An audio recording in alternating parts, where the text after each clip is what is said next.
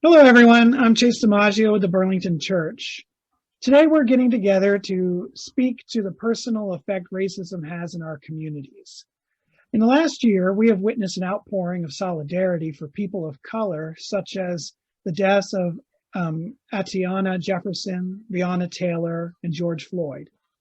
And these individuals have renewed the discussion on such things as reparations, white privilege, separatism, racism, institutional racism, and systemic racism. We're going to break down our time into three sections today: definitions, experience, and unity. Before we get into our first section, I want to preface this discussion with some context. Chiffon, Michael, and I put this video together for our congregation, the Burlington Church of Christ. In this way, we are making this video for the people we love and respect in our own congregation. It's our hope that this video will be impactful for anyone who watches, and we hope it speaks to you. A scripture that I was thinking about as we kind of came together for this time was Acts chapter 10, verse 34 through 35, where Peter says, "Truly I understand that God shows no partiality, but in every nation, anyone who fears him and does what is right is acceptable to him." So that, I think, is just the beginning of how we want to pull our conversation together today. And I'm hoping that Chiffon and Michael and I can speak to some of the things that are happening in our congregation and might be happening in yours as well. So Chiffon, would you be willing to start us off and share some terms and help us understand those terms that we're hearing in our conversations?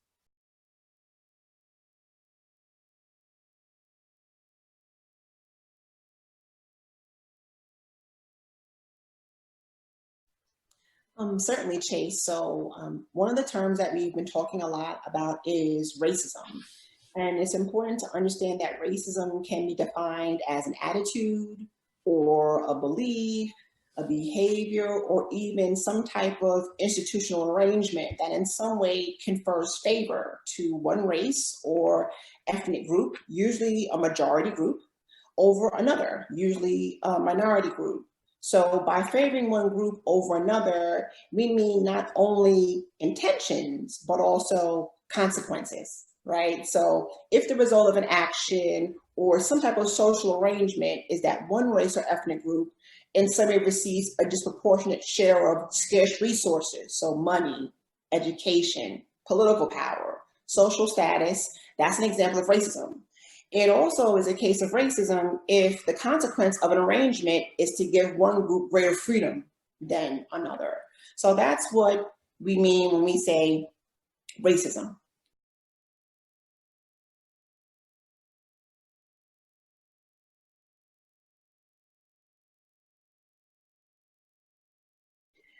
Another term that comes up a lot is, well, how do we refer to kind of non-white populations? So you have terms such as people of color. Some people also now refer to BIPOC, which is like Black or Indigenous people of color, and it's trying to acknowledge some of the more unique social, cultural, historical components of Black and Indigenous populations in the United States of America. Even when you use the term Black, that is slightly different. So for example, I am an American descendant of slavery. You know, my grandparents and our descendants were enslaved in this country. My husband is from Jamaica, which is an island. He is not an African American. He's not an American descendant of slavery. He is Jamaican and he's of African descent. When you walk down the street, someone will say, that's a Black man. But he might self-identify as Jamaican because in Jamaica, race is not a dominant construct because the country is predominantly people of African descent. So we understand that the term people of color is often used because it's easy. It's kind of an easy catch-all to say all of you people who may not be white, who may be a minority population, we want to acknowledge that. But it's important to acknowledge that there is a lot of differences in the socio-economic historical context of someone like myself compared to someone who might be a recent immigrant to this country from China. We don't have things in common, but we're not white, true, but we're very different. And so, most people want to have their unique racial and ethnic heritage acknowledged, because our cultures are different. And so it does pay to be precise in language, because we are different populations with different experiences. And so it is better to refer to someone and to even ask, how do you self-identify? If I may, it's so funny you say that, because we had someone sent an email during the George Floyd turmoil. The HR head of marketing saying, what do black people want to be called? And I had to explain to them about, well, there's brown people, there's people of color. And I said, look, Indians really go by brown people. If you say the word brown people, because we're more brown than black, if you really want to be technical about it, Indians go by brown people. And it was funny because, not funny, a lot of Africans, there's a lot of white Africans, and that people from South Africa, some parts of Africa, and they say, we're African and we're American. And so the term, it's such a tough term, and I empathize with those. But I think Chiffon two good points. One, asking people how they want to be identified is very, very important. And two, being considerate of the fact that, that for Black Americans, it is we different shades. And so to be perspective of that and just understanding that people are going to be different places with that terminology. And so I think the safe thing is by asking. But I thought it was interesting you brought that point up. And I love your definition. Thank you. Thanks.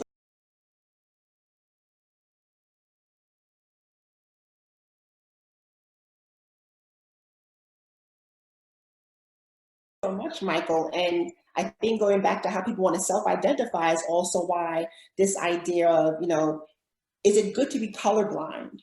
To be colorblind is to erase people's legacy and lineage and history. So it's not the aim to be colorblind. The aim is to be someone who can look at diversity and to see the power and beauty of strength in diversity, and also to be inclusive of diverse perspectives, and then to also think about how can we make sure that we're ensuring equity in our different systems, so that these things that are tied to phenotype don't end up being things that determine who gets resources and who gets opportunity, and who gets a chance and a fair shot versus not. And so that really is the aspiration, not color blindness.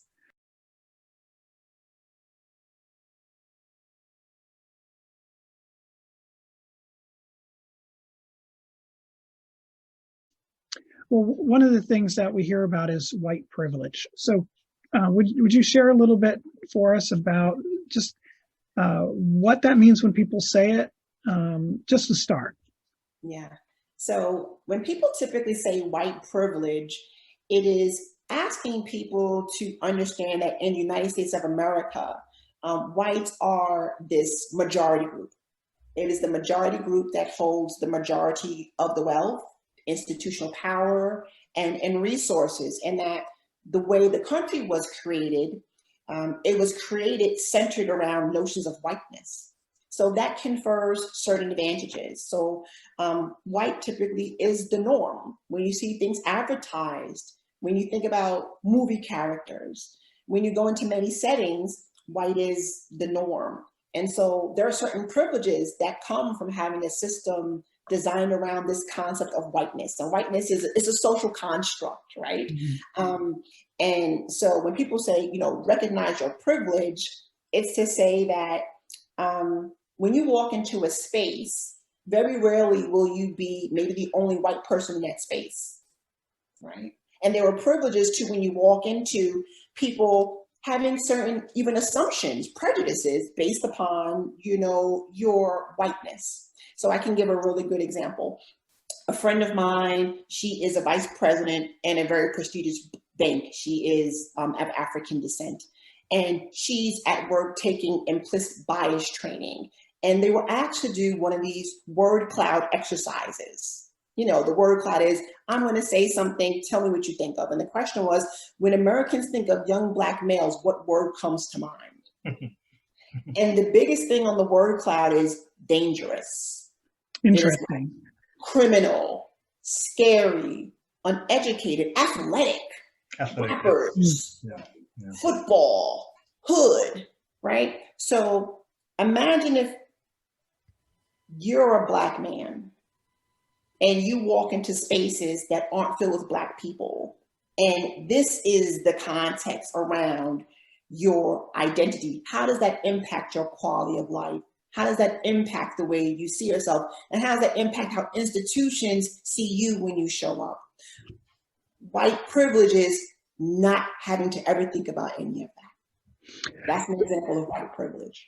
So just thinking through some of these things with you, one of the things that kind of came up a little while ago in conversation, I was talking to someone about the receipt from the grocery store and how I would really love it if I never was given a receipt again and the receipt just went to my email.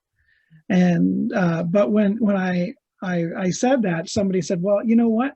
The thing is, when you leave the store, no one thinks that you are trying to steal something. So you don't need a receipt. That's such a good point. Now, so that made me realize, oh, okay, I didn't do anything to deserve that privilege to not be accused of anything.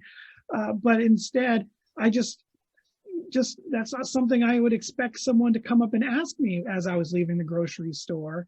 But because of that, you really do want to have a receipt so that someone who gets accused of stealing something can say, hey, look, I have my receipt right here. Is that kind of an example of just it's a perfect example. I even go to stores and they say, "Man, would you like a bag?" Now, if I'm just being green, I say, no, but I'm like, no, put that in the bag with the receipt because I don't want someone thinking that I took something. Mm-hmm. Because when you're Black in America, you don't get the benefit of the doubt. Hmm. So one of the things I think I've heard some people say, or at least some fears that they have, is that that they should hate the fact that they're white.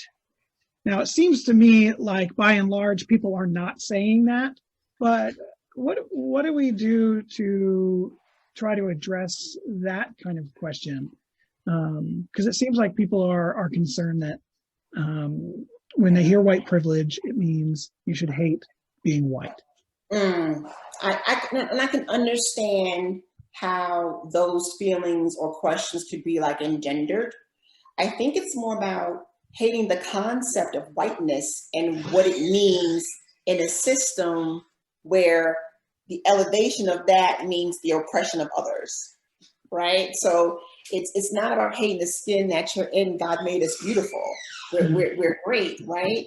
But when we allow these concepts to hurt others, that should be what is hated. And I do believe in the United States of America, whiteness as a construct, this idea of white supremacy.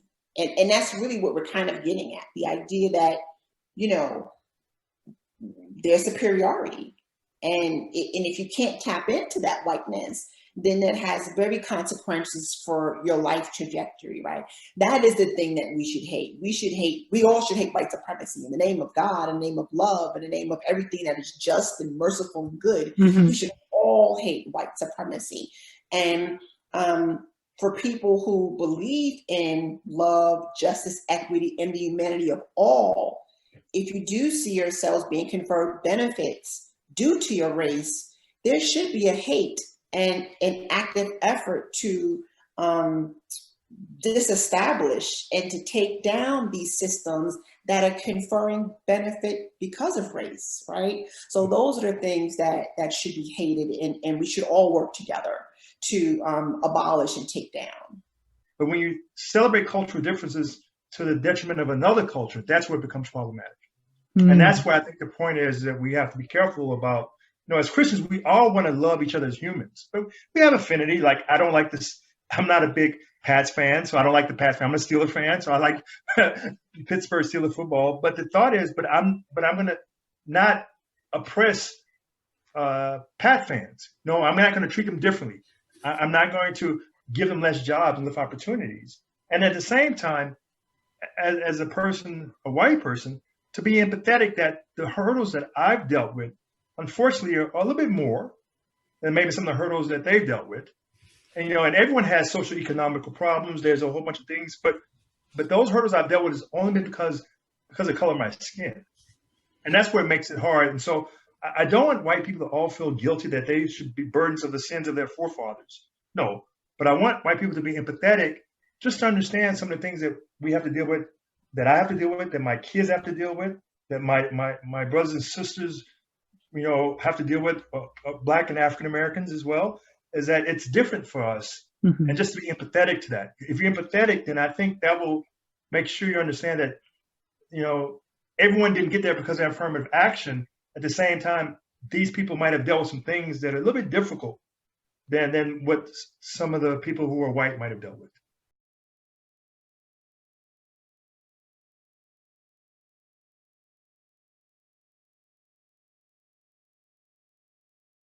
Is that fair, Chiffon? I just wanted to make sure, because I thought you were on a good point. And I think, and I will go a step further and to say it's important for people to understand that oppression is violence. Yeah. Yeah. And that's, if we're dealing things out and we say, well, some of us are going to be winners or some of us are going to be losers, you have to decide, are you comfortable being part of that type of system and not, and that really is, I think, the crux of a lot of it. And it does require, education and open-mindedness, because I think a lot of us have not been served so well by the educational system to really understand some of our very complex history. And so I think there's a lot of educational opportunity as people begin to understand, for example, things such as, how the white middle class was established. It was established by a lot of government investment in programs that Blacks were not given access to, right? And so when you decide that we're going to have a GI Bill, but your people aren't eligible, or we're going to have loans and you're not eligible, or you're forbidden to read, or you're forbidden to go to school, when you do that to a population of people for hundreds of years, you've created now an injury that we all have to have a shared accountability for remedying, and for which some people have been conferred the benefits and some people have been conferred the losses and are trying to overcome that with a spirit of love and community and wanting to just be seen for the fullness of humanity, right? Yeah. So Chase, I have to add one more point. I'm sorry, this is because Chiffon's on a real good point, and I really want to make sure. Someone used an example to me a couple of months ago, and they said, so if you're an athlete, or if you play a sport, or you do something, or even if you're just just the average that does any kind of exercise, and you get injured, then that injury sometimes will sit there, and depending on how chronic that injury will be, you'll learn how to work around that injury. Mm-hmm. You learn to work around an injury, and then it becomes, you're never performing at your best because you know this injury, and then you've adapted and you change your lifestyle to be able to support that injury. That's what sometimes racism kind of creates. It creates a scenario where, and the fact that we have to, we're teaching our kids, like I've taught my son, be careful when he's in the car with me. I'm already starting to have these conversations at 12 years old. But the ideal is, as Christians, we shouldn't have to have those conversations. And then when we don't have to have those conversations, then we're no longer trying to accommodate and deal with the injury.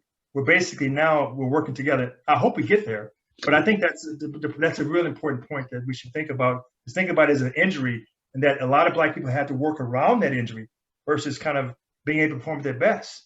So does that hopefully make sense? Yeah? So Michael, you used an analogy of talking about your son in a car, but could you explain what you meant when you said that?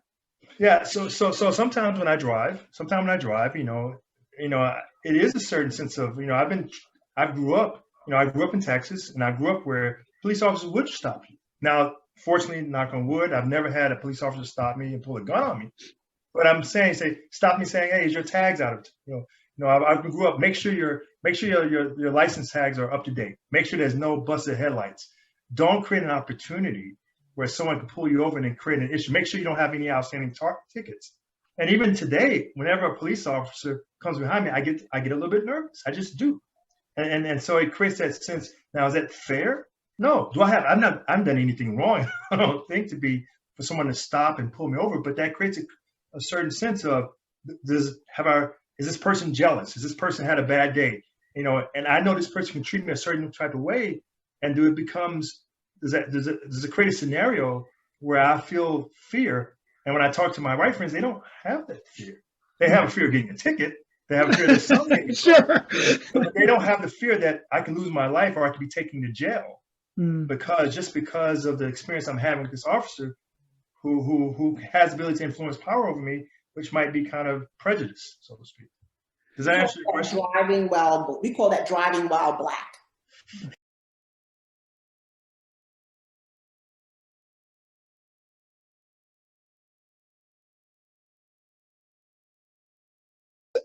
So can we talk a little bit about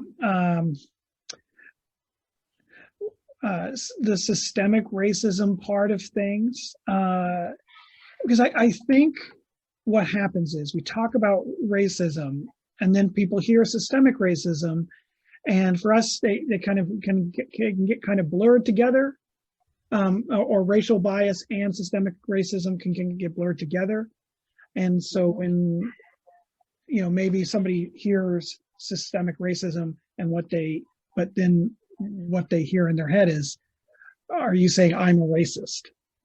And I think we're really talking about different things here. And I think it's important maybe just to pull out a little bit more of that together while we're here. Okay, so institutional racism is also, so they can call it either systemic racism or institutional racism. And I think when you say institutional, it probably helps people get a little more what it kind of is. It's this idea that we have these social institutions and that they're established, and that they play a role in the creation or perpetuation of inequality, right? So sometimes when you talk about racism, you're thinking like peer-to-peer, like person to person. This is not about the person. This is about the actual institutions, and how these institutions or systems, they are arranged in ways that, again, kind of give favor to certain groups, usually the majority group, over another. And this institutional racism is sometimes conscious and deliberate, but sometimes it can develop without any type of conscious racist intent, right? It doesn't have to, but nevertheless, the practices tend to place or keep minority groups in a subordinate position, right? So let's give an example. The funding of schools in the United States of America. I don't know if people sit and think about how are schools funded? Schools are funded through property taxes. Okay, let's go back further. Racial residential segregation is something that has roots in this country, the entire length of the country, right? And even in the post-slavery times, there were things such as redlining, where literally banks would map, where will we give mortgages to? Where can Black people buy homes, right? All this relates to probably the biggest source of wealth that most Americans have, right? If you can own property or have a home, you can decide to give yourself a loan through refinancing. You can send your child to college. You can do all of these things. These clusters determine the value of communities, right? Determine the wealth you can pass down to your descendants. It also creates a tax base, right? So if you have an entire school system being funded by property taxes, what's the consequence of a system that then redlined and said, you guys can only live over here where there's more environmental racism, with, you know, the stuff that you don't want in your community, the not in my backyard stuff, that's over there with them. And what does that do? It creates a system where schools are underfunded because you have people in segregated communities that are underserved, where there's lower tax bases tied to loans they could barely get. And loans, for example, even if you look at the financial industry right now, you look at the data, you'll find that Black people who have the same credit as a white person do not go get the same loan. They'll end up getting a loan where you pay more fees and more taxes and more, you know. So these are examples of institutional racism, things that are being done by the way things are designed that impinge on communities that don't have to do about the intent of, you know, the principal at the school, but it's the way things have been structured and designed. And these things can become very self-sustaining and very hard to change without real action. That's very different than peer-to-peer things. Sometimes when we talk about topics of policing, those are more systemic challenges than even a peer-to-peer officer, right? So if it's not so much about does the officer have to dislike you, it's about does he have to get a certain number of quota and tickets, and where is he sent to go get those tickets and quotas? Where is he sent to police? If he's sent to police, if you're only sent one place to police, you're only going to find crime one place, right? If a source of revenue for the town is now writing tickets and you only go there to write those tickets, and that's what you found in places like Ferguson, right? So it's really about these relationships of institutions to populations and people more than peer-to-peer, I have to dislike you. So institutes of racism doesn't mean you have to dislike me, but it means that the way you design things disadvantages me because of my race. Yeah. And I think, again, Shafan's on a great point, is that it's easy to think that those things are only happening in the past and they have lasting impact, right? Shafan made some good examples. You hear the things, 40 acres and a mule. Every slaver, they supposed to got 40 acres and a mule to help get us going, so to speak. And I too I'm a offspring of slave owners. But it's still, unfortunately, still happens today. And that's where you get to that unconscious, it's subconscious. It's not happening overtly, but and I've had a lot of scenarios in my environment where if I say a point, if I'm assertive, it becomes aggressive. If I'm bold, then it becomes, whoa, well, you're not being in your place. And there's certain behaviors that people expect as a Black man to sometimes be a certain way, because it kind of goes to that whole concept of fear, where as a Black man, I want you to be in a certain point where I don't have to fear you. And whenever you kind of step outside of that, then you've stepped outside your role and outside of your norm. And then that's really institutionalized. That's really kind of considered. It's funny, today, very short story is that I had someone on my team sent a very nice video. He sent it last Friday, a video of his guy saying Happiest Friday. And the Black man was happened to be smiling, he was dancing around, etc. And then one person on my team, who's a female, she sent me a note and said, I think that was super racist. And the guy who sent the video, he was like, well, how's that racist? And had to explain to him what it meant about minstrel and how Black men sometimes come across as jolly and simple. And because people appreciated Black people in that perception, they in that kind of safe area under control, that kind of played to that stereotype. And he was just shocked. Okay. Shocked. And so that's kind of an ideal that I think. So Shafan raised some very good points, much more eloquently than I can. But I think I want to make sure that that's just not something we think about in the past. It still happens day to day. Yep.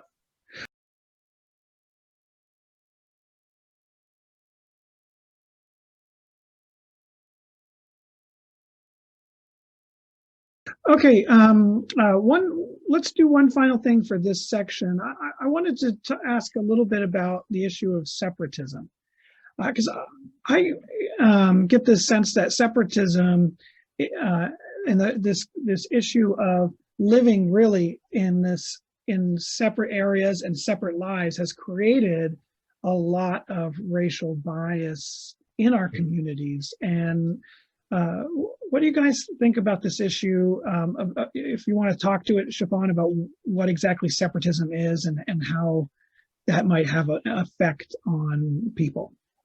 Yeah, so this idea of separatism, it goes back to, I guess there's a couple ways you could look at it. And it's similar to the idea of segregation, where people decide to say, okay, well, we'll have Black people, you go live over there.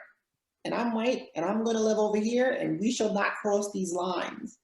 And there were times in this country where, by law, we pretty much had state-sanctioned, state-enforced, state-incentivized segregation. And then there were times where it's been driven maybe more by market forces or nuance. You know, I grew up where we always hear the idea of white flight and this idea of the tipping point. Like, you could have a couple Black families moved in. Once you get too many, you're going to see the white people are going to leave, you know. Property And value drops. and there's a lot of literature on this. I did my master's training I studied segregation, funny enough, in New York City. And so there's some good books about that, like American Apartheid, and The Color of Law talks about that.